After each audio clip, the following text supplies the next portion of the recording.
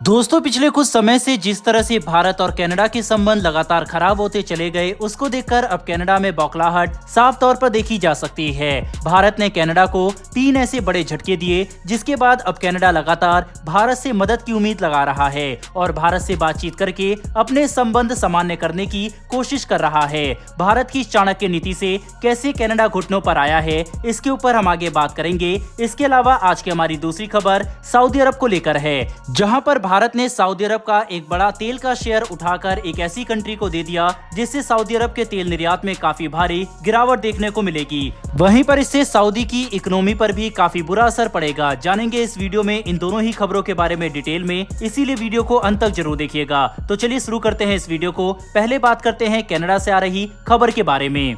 दरअसल दोस्तों, कनाडा की आर्थिक स्थिति इस समय पहले की तरह नॉर्मल नहीं है। साथ ही जितने भी देशों के साथ मिलकर कनाडा ये सपने देख रहा था कि वह चुन चुन के भारत से बदला लेगा, भारत ने एक ही बार में उनके सारे सपनों को चकनाचूर कर दिया। कनाडा का ये मानना था कि G7 कंट्रीज उसकी पूरी मदद करेंगे, लेकिन G7 कंट्रीज ने हामी भरने के अलावा कनाडा की किसी तरह से कोई मदद करना ठीक नहीं समझा।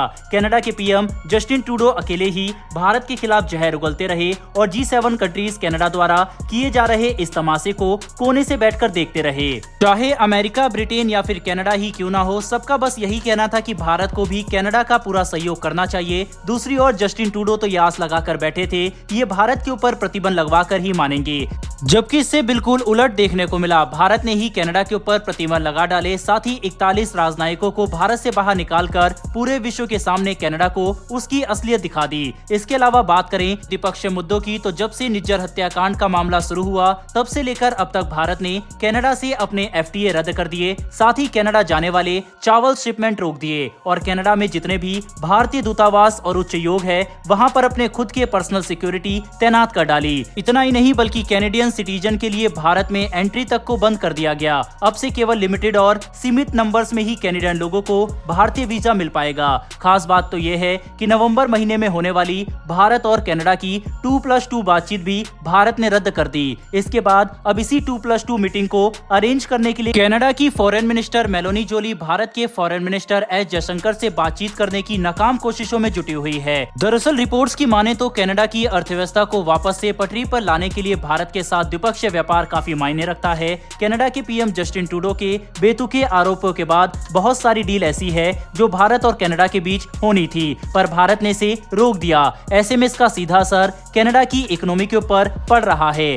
विवाद कम होने की बजाय ऐसे ही बढ़ता गया तो कनाडा को एक बड़े से क्राइसिस का सामना करना पड़ सकता है। इसके पीछे की वजह यह है कि मेडिसिन हो या फिर ग्रोसरी, भारत दूसरे देशों की तुलना में कनाडा को काफी सस्ते दरों में सामान सप्लाई कर रहा था, लेकिन अब इनकी शिपमेंट रुकने से कनाडा में महंगाई दर बढ़ना शुरू हो गया। इसीलिए कनाडा की विदेश मंत्री मेलोनी जोली भारत के विदेश मंत्री डॉक्टर एस जयशंकर से बातचीत करके मसले को सुलझाने की नाकाम कोशिशों में जुटी हुई है।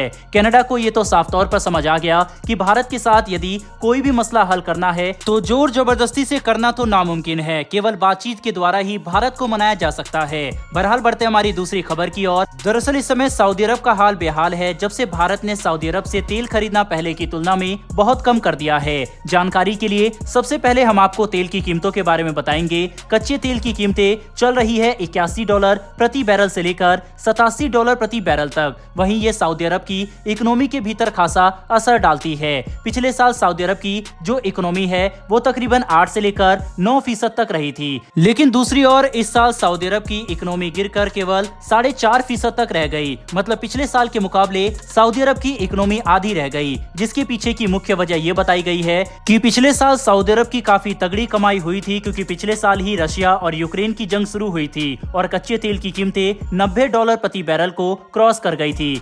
लेकिन वहीं पर आज कीमतें चल रही है 81 से लेकर $87 प्रति बैरल। तो आखिर वो कमाई सऊदी अरब अब कैसे करे?